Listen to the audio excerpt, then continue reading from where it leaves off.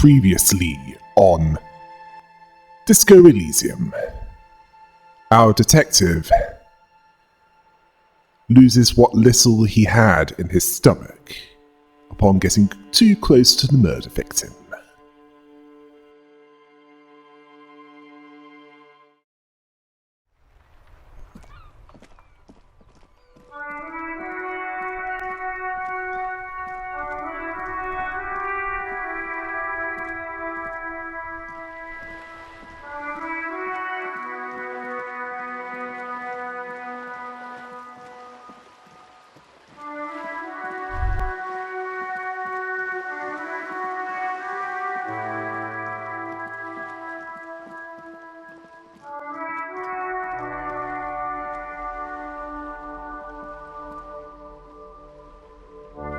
A sturdy metal door guards the southwest entrance to the apartment building.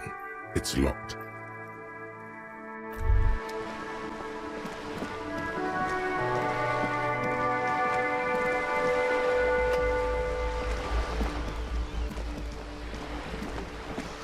You're back. Good. What can I help you with?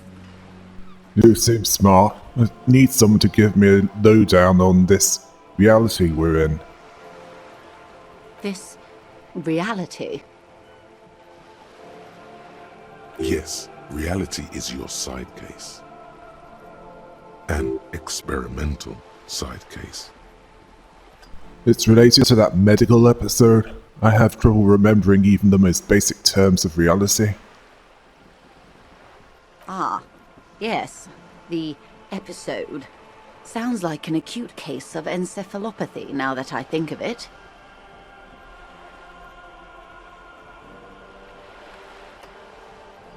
Don't be phased, madame. He functions perfectly well. He only needs a lowdown on all of reality. We may be here a while then. Ask away, officer. I'll help however I can. All right, we're in. I know these all look good, but begin with the first, okay? Where are we? We're in Martinez, baby. And what is Martinez? Martinez is a district of Revachol. A very small district tucked away near the industrial harbour, north of the 881 and Jamrock. You would be excused for not knowing about it. Unimportant, they say. Forgotten, even. Shelled to smithereens during the Revolution. It has its charms, just not this time of year. Tell me more about Martinez. I'm not a good ambassador. I've only been here once before, as a teenager. Not a lot has changed. There are ruins, a terminal, fishing boats, reeds, boys with boxy shoulders. This place used to be a province, a workers' resort before the city swallowed it and the artillery did its work. The reeds are the real star of the show here now. The further down the coast, the wilder it gets. You mentioned a sea. What sea is this? It's not really a sea, it's the Bay of Revachol. And the bay feeds into the ocean. Are we near the ocean? Yes. We're on an island in an ocean. The world's largest body of water. The Insulindic. Known to the early Revacholians as Les Immensités Bleues, the Blue Immensities.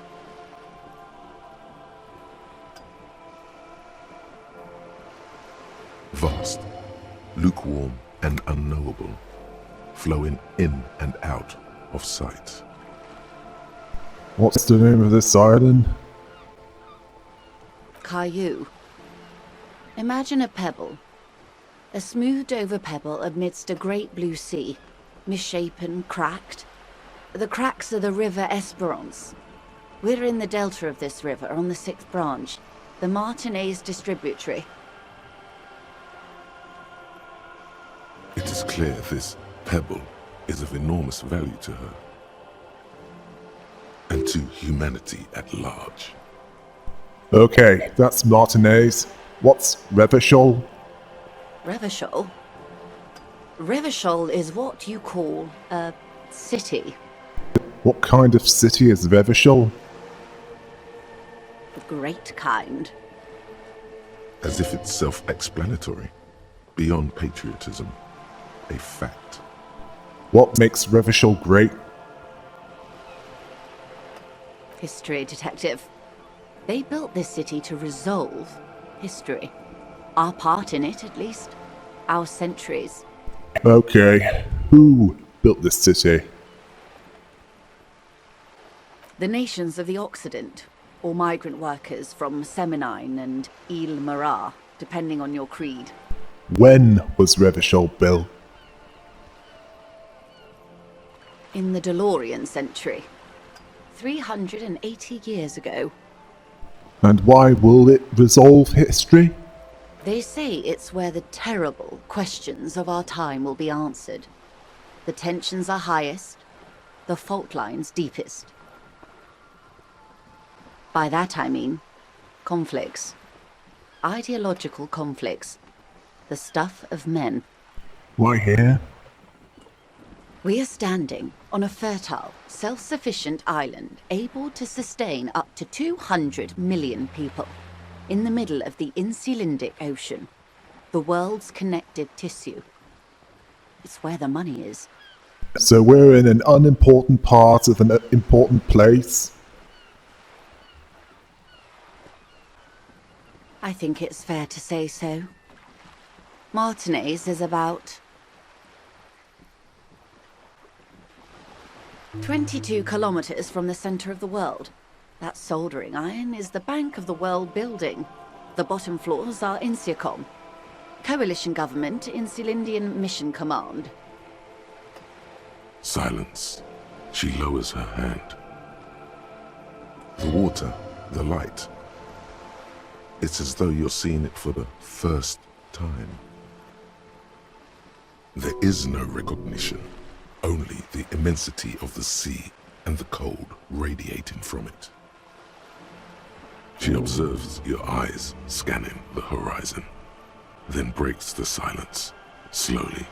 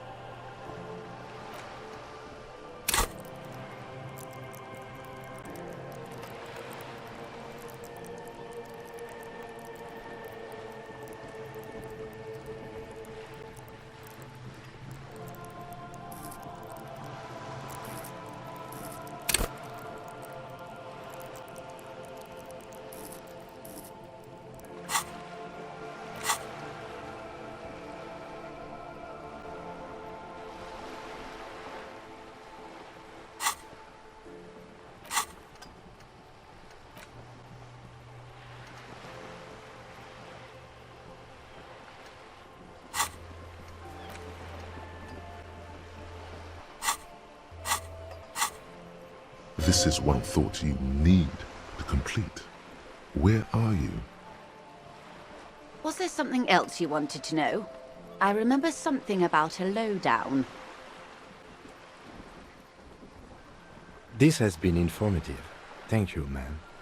I'm sure my memory-impaired partner has many more questions to ask, about even more fundamental aspects of reality. Might I suggest not asking them all right now? Messier will be here later too, and tomorrow. Isn't that true, ma'am? Absolutely. My commitment here is long-term. You're right, Lieutenant. I'll continue later. It's better not to eat all your candy at once. Indeed. I'm always at your service. That's all for now. Glad to have been of assistance.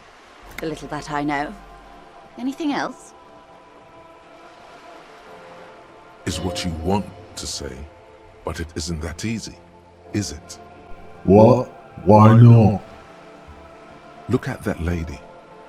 Take a gander Squint your eyes, bub. What lustrous hair? A well-kempt, yet tastefully short, bob of dark hair. Despite the first hints of grey, she's elected to keep it au natural, shaped into a permanent wave, late 40s style. While dull orange pearls hang from her earlobes, red from the cold. Her light green eyes scan you, full of knowledge and worry, wealth and all its possibilities.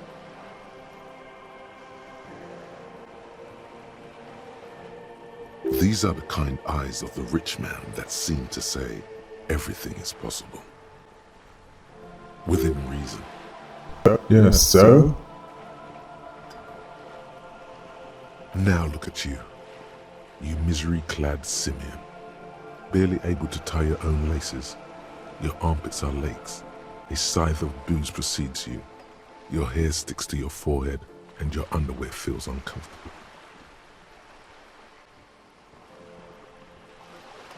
You're poor as balls. You can't ask this person for money. You're too... Ashamed? Yes, you're too ashamed to ask this person for money. Too scared to belittle yourself in her eyes. Those half-precious stones of Odin. As I was saying, if there's any way I may be of assistance, please don't hesitate to ask. Voila, you're doing it. Can I have some money, Mum? Of course. How much do you need? She's surprisingly nonchalant about this. Could it be that she somehow knows more about your predicament than she's letting on? I need 130 real. That's a good sum. Not too small, not fantastically large.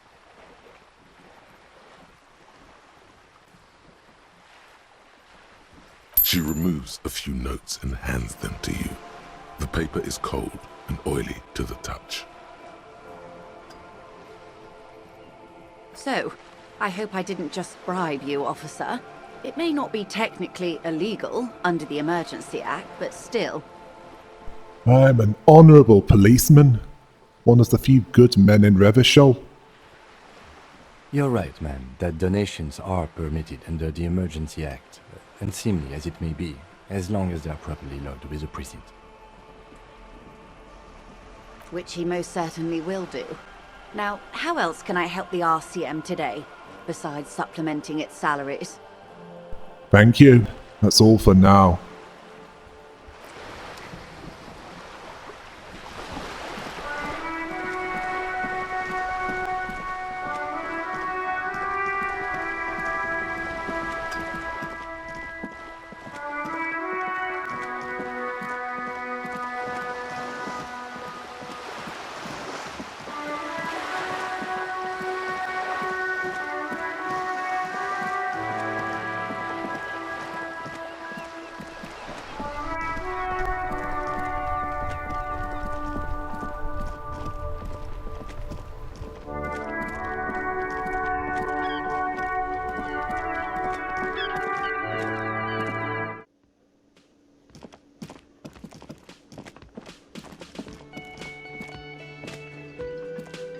Can I help you?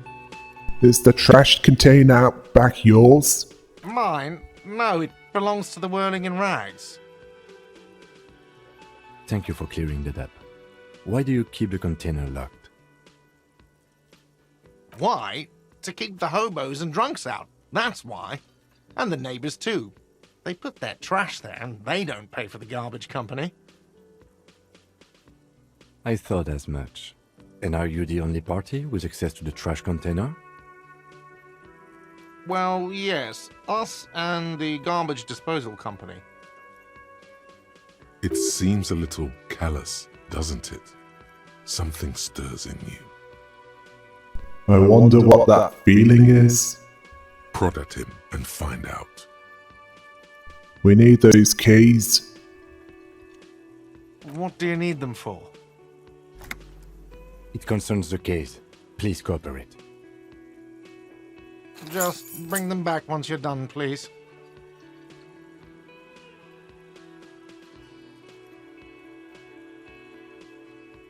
So, about that money I owe? Yes, have you got it? I have your money. Well, Here it is. Sorry for the trouble. great. Thank you, officer. That's all I wanted. Payment for services rendered. It's good you paid before 9 p.m., or your door would have been locked electronically. Please pay for each night in advance starting tomorrow. 20 real per night. I'll take a room here too. Of course. Always happy to have officers from the RCM as guests. Anything else I can do for you? Goodbye. Hey, so we've been monitoring you internally, and now we know your Copo type. Wait, they're Hobos types? Yes. Guess what's yours?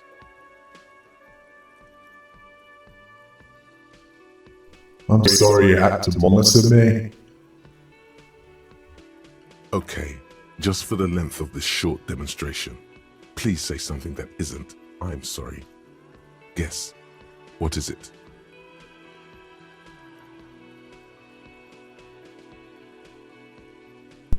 Cool cop? No, you're the sorry cop. The cop who's sorriest. Let's make it official then, shall we? Okay. But what are the other Hobos types? Oh, you know. Apocalypse, Superstellar, the Advanced Interesting Cop, Liquid Shadow Cop. But you're too sorry to say those things. So, here we go. I'm sorry. Of course you are. It's okay. See if you can get something out of this, like info. Or maybe every time you say you're sorry, you get $1 million. That won't happen.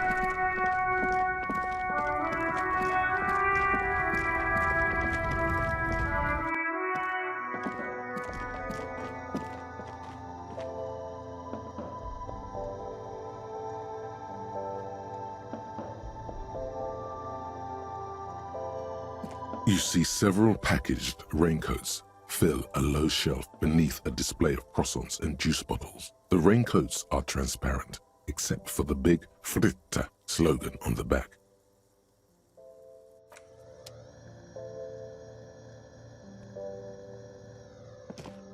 A colorful display of cigarettes and alcohol bottles line the shop wall, inviting you closer.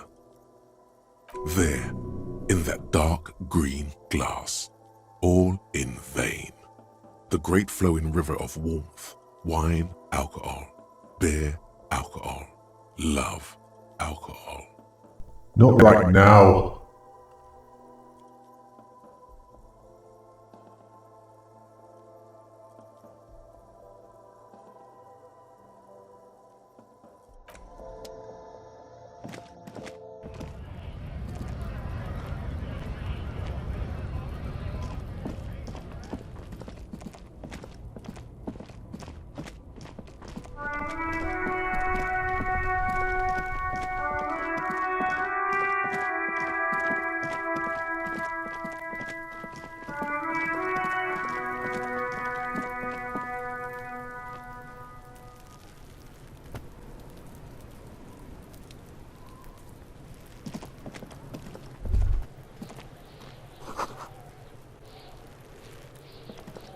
This trash container is locked. The sliding lid has a padlock that says, "Whirling in rags." With a well-oiled crack, the lock pops open. It should now be possible to simply raise the lid. Don't. Maybe you shouldn't. Maybe you shouldn't. Of course you should. This is your time to shine, Hobo Cop. Dive into that dumpster for extra content. The smell of rotten food rises to greet you. You see soggy cartons, dirty rags, and organic waste. We're just in time. This hasn't been emptied for over a week.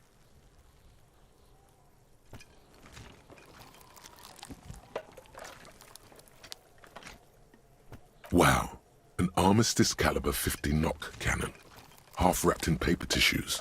So shiny. What's a knock cannon? It's a giant rifle, and it's very expensive. Not as expensive as that fat string of pearls snaking around the rotten banana peels, however. And is that Cordon Electric's preamp with Electra F2 tubes? It is. That catches quite a price. We're talking 12,000, easy, unless you're into hi-fi yourself. I'll sell it. No, you won't, because none of those things are real. They're not actually in there. All you see is food waste and crisp wrappings. A cruel jest. There must be something. All you see is a broken mug with a racist depiction of the Yellow Man frolicking in saffron.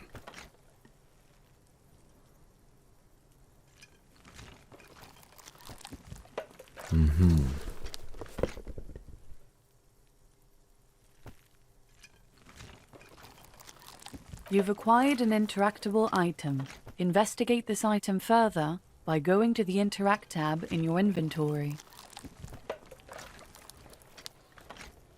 Among the threadbare kitchen towels, something catches your eye. A pair of denim trousers. As the legs of the slime-covered jeans begin to unspool from the garbage, a rank corpse smell fills the air. The victim's clothes? Cadaverine odor is faint. If these belong to the deceased, they were removed when he was still in the early stages of decay. Drop them in here, officer. Guitar marked blue jeans. Pockets empty or emptied. He wore them with a belt, too. A white belt. The loops appear stretched, but the belt is missing. That's it. Do you see anything else in there? I have another bag here. Something slimy catches your eye. A drab, long-sleeved shirt, olive-colored, appears from the food waste, dripping with pus. This is a military-type overgarment. No label or serial number. This is the kind of rib-knit shirt that's worn over light armor to conceal it in an urban scenario. Anything more? The rest of the rags are just kitchen variety waste. Just garbage.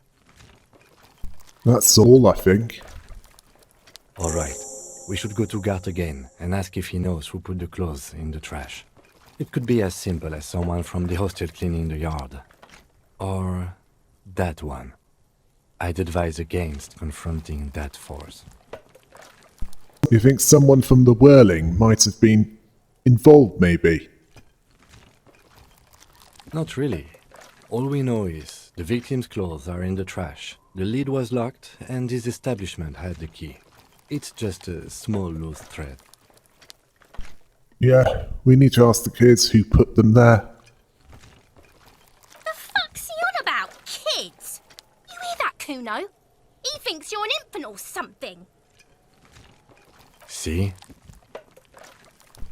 Okay. The lieutenant nods, then looks back into the trash container. You see milk and egg rest with one broken egg in it, some pasta wrapper. Picking up the soggy packages somehow feels familiar. A box falls into pieces in your hands. Batiste Soleil cereal. There are plastic pasta packages below, and turbo noodles. Nothing of note, however. It's just organic waste, cold and slimy on your hands. Apple and potato peels, mostly. Unidentified sludge, and the occasional chicken bone thrown in for good measure. But hey, nothing. It's nothing. Nothing more to see here. What's this? What? A blue piece of plastic sticks out from the apple peels. It's shiny. Looks like the corner of something. Something larger. A clipboard. A blue plastic clipboard with moist papers hanging from it. They look badly damaged, but you can still make out forms and notes, written in a man's handwriting. Officer, is that your paperwork? I don't know what this is. It is. Look, the plastic has the RCM street grid on it. You've even got an autopsy form in there. If you don't mind my asking, how could you have let your paperwork end up in the trash?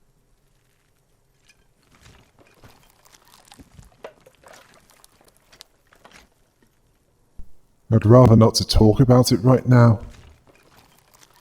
Understood. The container sounds a muffled gong. That's one thing off the list. I think we got it all. You said you didn't want to talk about the ledger. However, now that you have it back, it would not hurt to start taking notes on the case, officially.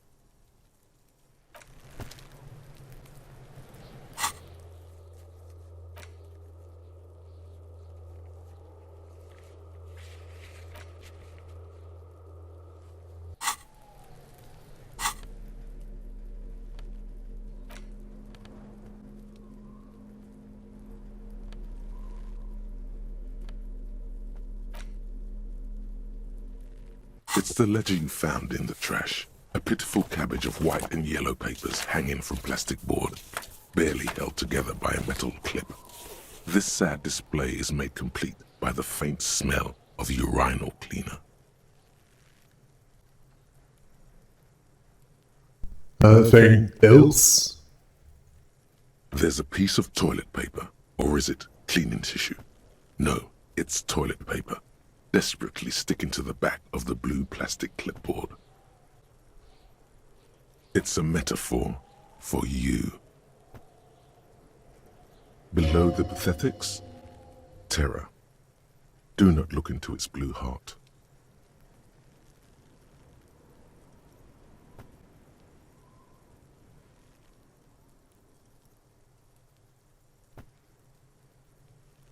It's made of dark blue plastic, hard enough to beat someone to submission with. The edges are rounded, however. The U4 size board feels thick and heavy in your hand. Light shimmers on its wet surface. On the back you see the embossed letters, RCM.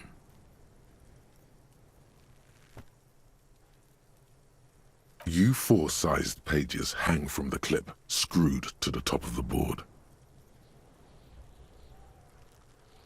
They're not exactly white. They're yellowed in patches by sunlight and alcohol, and covered in dense blue handwriting. Ink escapes into watercolor patterns, reaching its tendrils across entire pages. The paper itself is checkered, with faint red lines, forming short paragraphs. Once in a while, there's a red stamp that exclaims, "Case files commit to paper." The case files themselves are plenty. You count more than 100 sodden, crumpled up, earmarked pages falling apart in your hands. They appear to be sufficiently organized and extremely dense, if mostly illegible. What is in here? What are they about? Work, strife, poverty, the Jamrock Quarter. These are handwritten logs of investigations dating back to January 51, this year. The exact number is hard to estimate, due to missing pages and an odd naming convention. But there are at least 20, maybe 30 cases, Undertaken, not completed, mind you. It's the middle of March. You have attempted 2 cases a week on average. Do I have to open an official case? Is there room? There is, for precisely 1 more. 15 pages near the end remain untouched by the damage.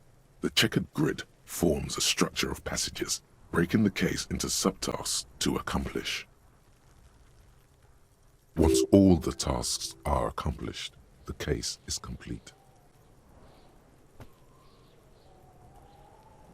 The tasks you've completed flow out of the kind green ape pen in a brash freehand similar to the rest of the letters.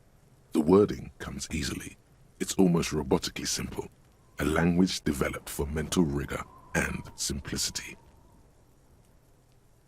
Inspect the victim's body. Interview the cafeteria manager. It's not exactly poetry, but poetry would be out of place. A satisfying slash sounds across the paper. You're done, it seems to say. And you, and you. Things to be done and things already done. The composition of reality. This is an extremely useful tool for a detective of the citizens' militia. Now all that remains is to name the case. Lieutenant, have you by any chance named our case? No, actually. Any ideas?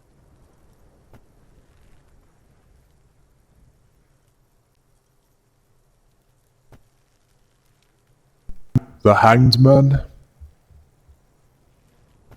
Great. That's great. That's actually what I was thinking too. The Hanged Man. Good, strong name. We have a very good name for the case now. I'm going to start calling it the Hanged Man. It's good we sorted this out. There was mention of a naming convention here. Yes, it appears you employ a, shall we say, robust yet literary system. Each investigation has its case number written on the margins. Yet, still more tellingly, most are accompanied by a name. A title, one might say even. One that draws inspiration from snoop fiction and vespertine cop show staples. Oh my, and they're written in capital letters too? Yes, all caps. One is called The Next World Mural. Another, The Square Bullet Hole Murders. Another yet, The Unsolvable Case. More? Others appear more light-hearted. The guys on a couch in an unexpected location, and the murder at the hookah parlor. Even the rare article-free collapsing tenement. Murder features prominently throughout. It's going to take an effort to piece these case files together, but it can be done. Once you're done inspecting them up close. Kim, all my cases employ a naming convention similar to what we used on ours. Yes, how very childish of you. In your and my defense, almost everyone in the RCM uses the titular system, in addition to the official alphanumeric. Why is that? It's a holdover from the early days of the RCM, right after the revolution, when the organization had little idea how to do things.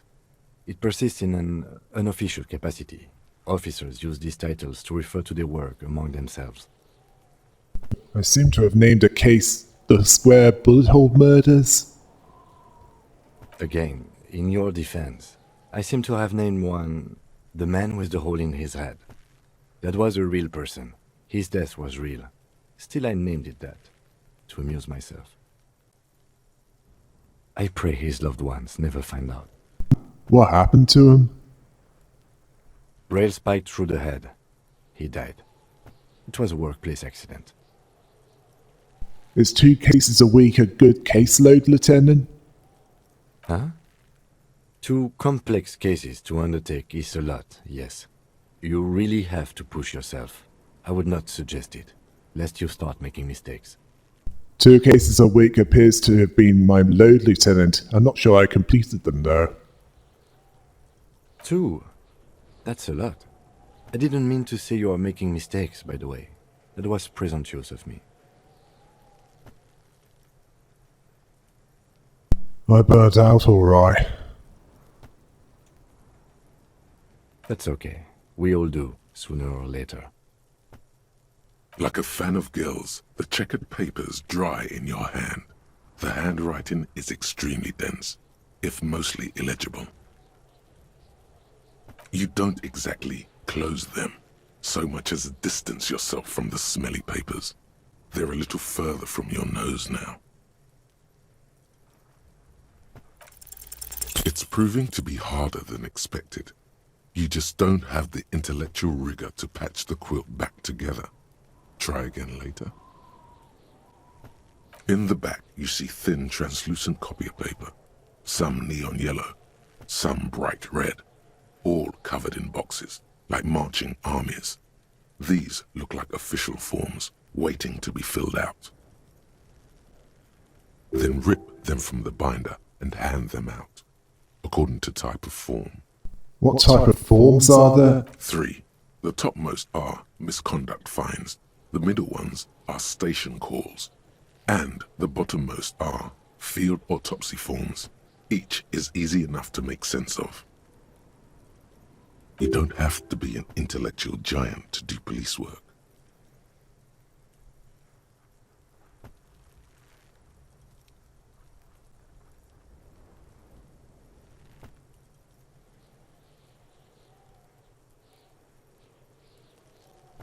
The rest of the stinking cellulose is much worse for wear. Being sandwiched between the board and the rest of the paperwork must have spared the fragile copier paper.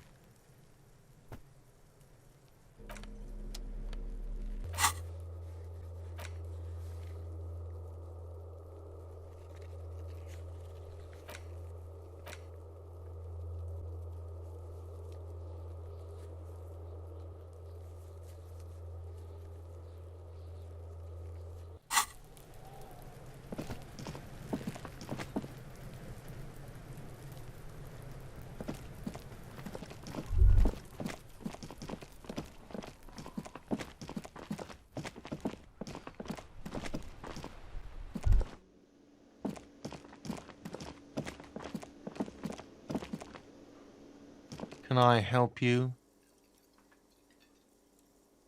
Here's your trash container key. Thanks. I hope you found what you were looking for. I found the victim's clothes. How strange. I certainly didn't put them there.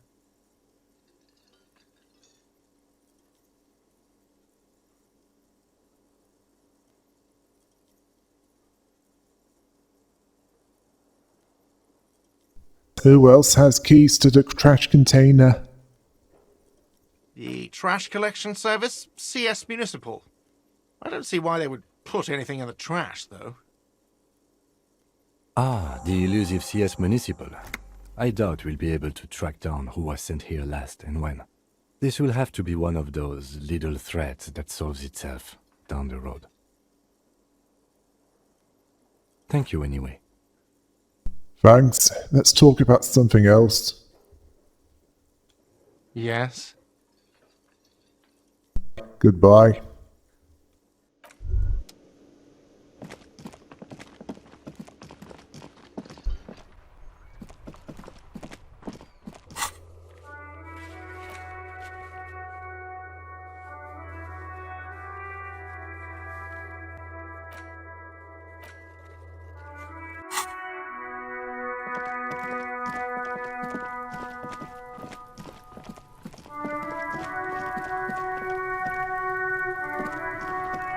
Can't you see I'm throwing rocks?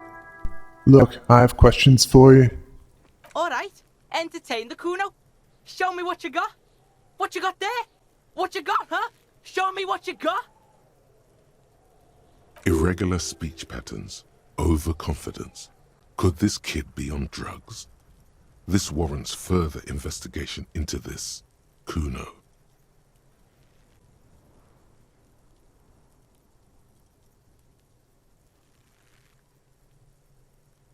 The body? What do you know about it? Shitload, pig. What's your question?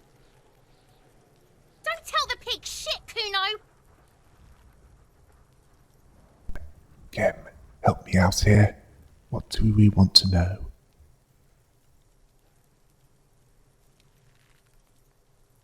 If I were to want to waste my time, which I do not, I would ask them who he is, how he got there, and the usual. The usual being, have you seen anything out of the ordinary? Or have you seen anything suspicious? Do you know how it got up there? Probably climbed. Kuno was busy down the road when that shit went down. So you didn't see it happening? You heard Kuno. Kuno wasn't even in Martinez. Kuno wasn't in Revachol. Kuno wasn't regional. Oh, okay. Where did you go then? I don't know. Some fucking... Mesk or I don't know. Some other place. Night City. Kuno was in fucking Night City. There is no Night City anywhere. That sounds like the name of a city in some pulp science fiction novel. That's a fictional city name. Night City doesn't exist.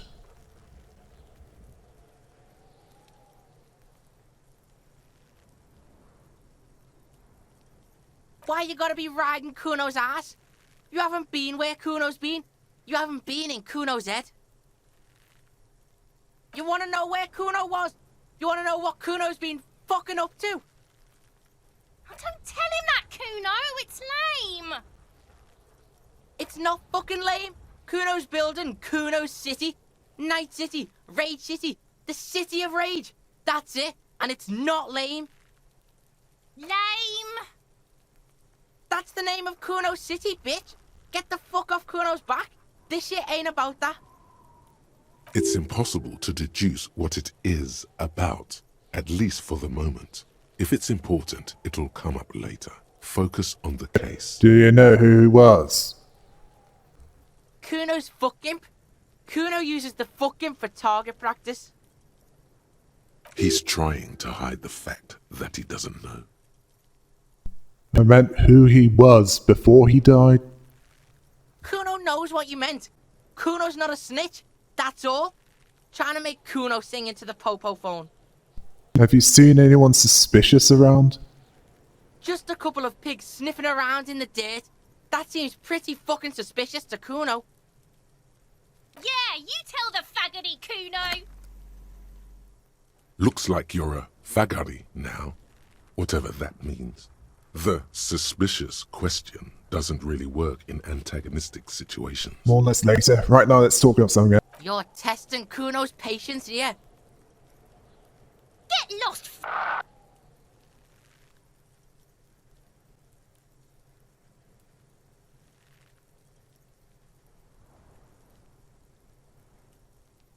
Talk about the crime scene. You kids often play in this yard? Right, pig. This is where Kuno plays with his little wooden choo-choo. What do you want with it? The dead man's clothes were in the trash container. How did they get there? Yeah, Kuno doesn't know shit about that. That shit is beneath Kuno. I need to know. It could be a lead in the investigation. Someone may have tampered with the murder scene. Listen. Kuno doesn't care about this small-time shit. Just listen. Kuno saw what you did there, dumpster diving. Sad shit. Kuno could hook you up with some sweet rags. Shit like Kuno's wearing. Your size, good price. 500 real.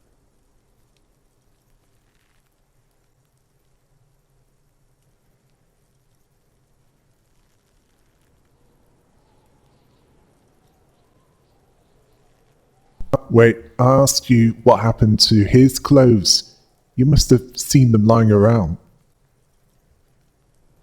Look, Kuno ain't seen shit lying around. Except for that up there. Now, you want performance gear or not, Grandpa? The lieutenant remains silent, but his expression couldn't say, "I told you so," Any No, louder. Kuno, you don't know anything about the tampering I'm investigating, and I already have pants. Whatever. Kuno was trying to help you, but you're too fat for fouling anyway, pig.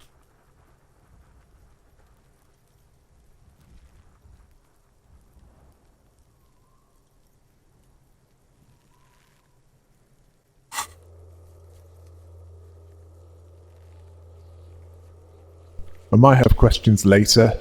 For now, let's talk about something else.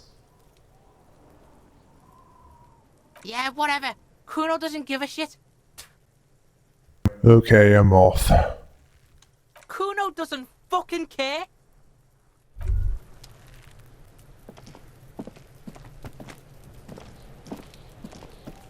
There are several footprints in the mud, left by work boots. Anywhere from 6 to 12 pairs have walked here.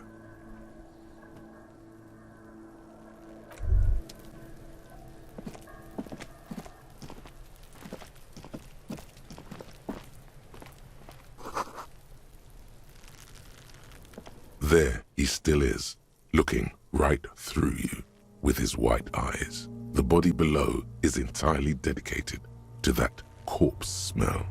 Emitting it is all it does now.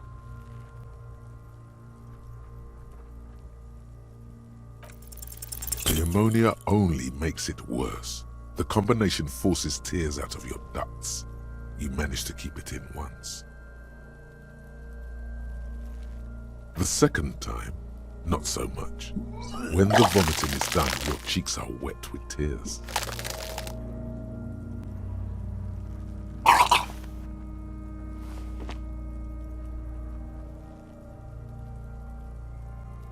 Are you okay, officer? The weight is reassuring, like a krenel on solid fortification. Pat, pat, pat.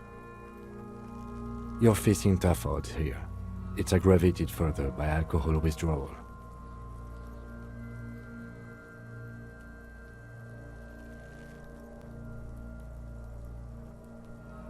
Why can't I keep it in if I've been a cop my whole life? I've seen captains puke their guts out. It never gets easier. You never get used to the smell. Every Monday is cadaver day. Throw up, investigate. Throw up, initial autopsy. Throw up, bag it. Then drive to the station. Maybe throw up on the way there if you didn't bag the thing tight enough. Okay. Monday, make sure you bring a handkerchief.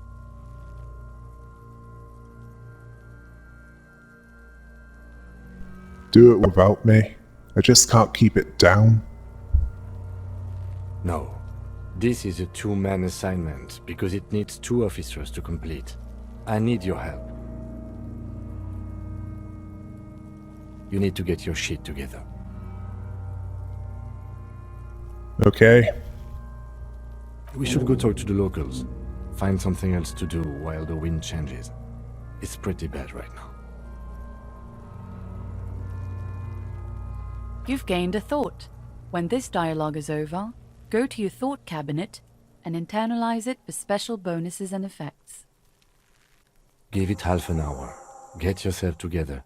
Then come back and have another go.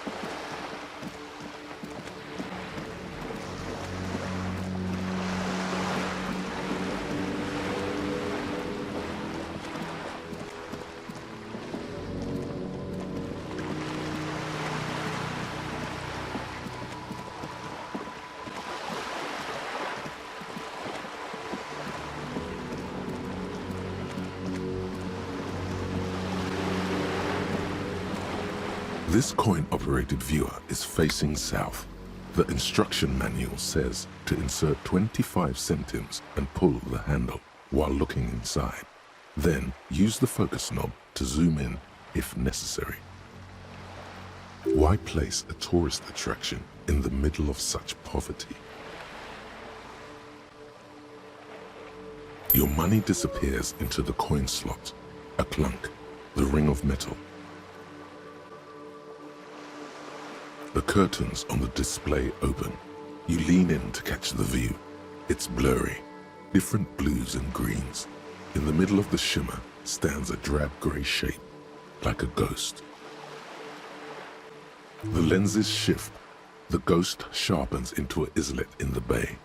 In the ruins, a man-made structure is visible, a half-sunken sea fort, its concrete almost reconquered by nature. It looks as if it was abandoned quite some time ago. Nothing but a rotten tooth remains of the anti-aircraft tower. A lonely birch tree grows out of it. Its leaves ripped from it by the winter wind. There are ruins of some kind of building there. Really? I don't have the eyesight to make it out.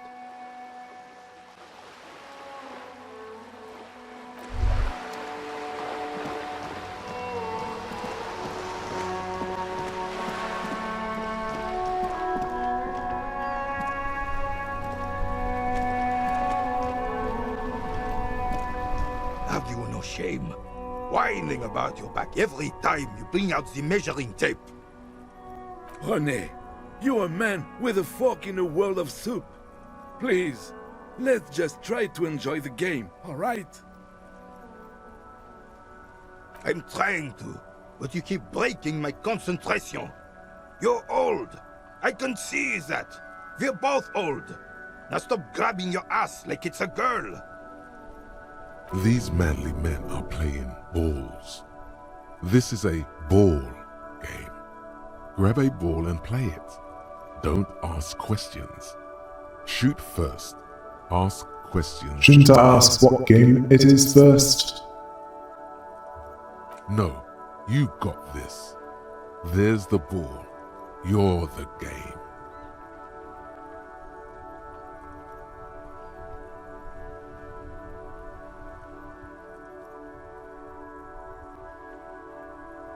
I'll leave you to it.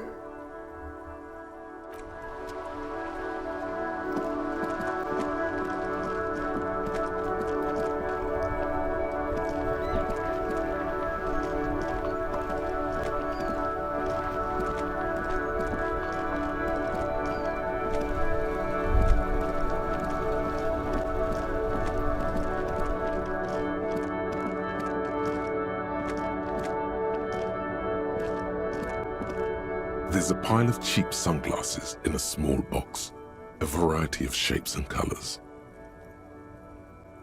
You like sunglasses, officer? I've got the latest styles right here.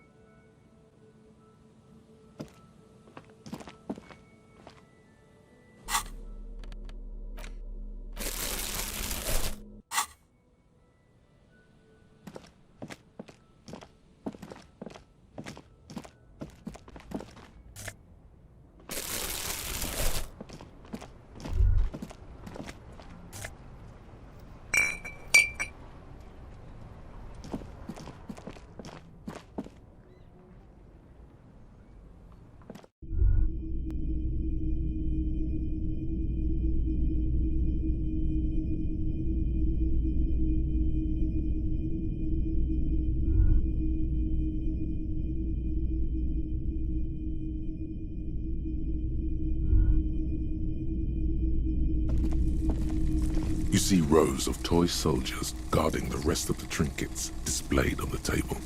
Some on horseback, others in rags, others yet in bright blue uniforms. All are stern and unyielding in their duty.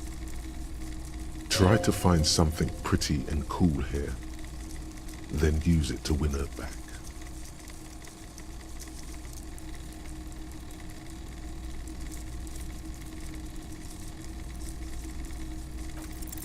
Why, what's this? A headless man riding a horse? A headless man wearing futuristic tracksuit trousers that say found. What is this? Oh, that's the Headless Phone Rider. The Headless Phone Rider. It's an urban legend about a man who rides the streets of Revachol sporting a fawn tracksuit. As you see, he's missing his head. 50 cents. Bargain price. I'll throw in the tiny cap too. I think he's looking for it, or something. That part of the story has many interpretations.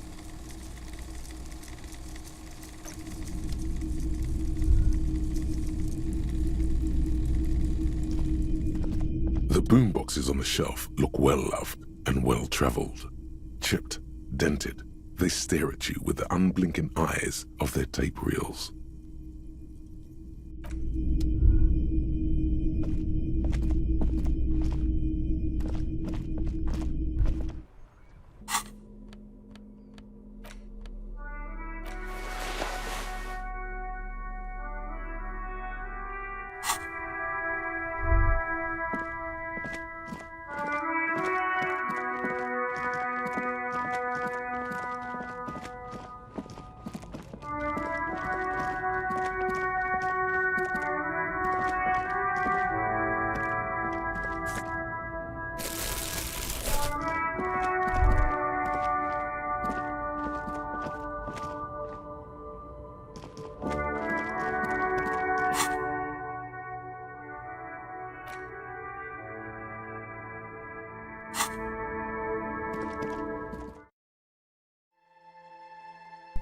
Those two children were the most foul-mouthed and vulgar outside of South Park.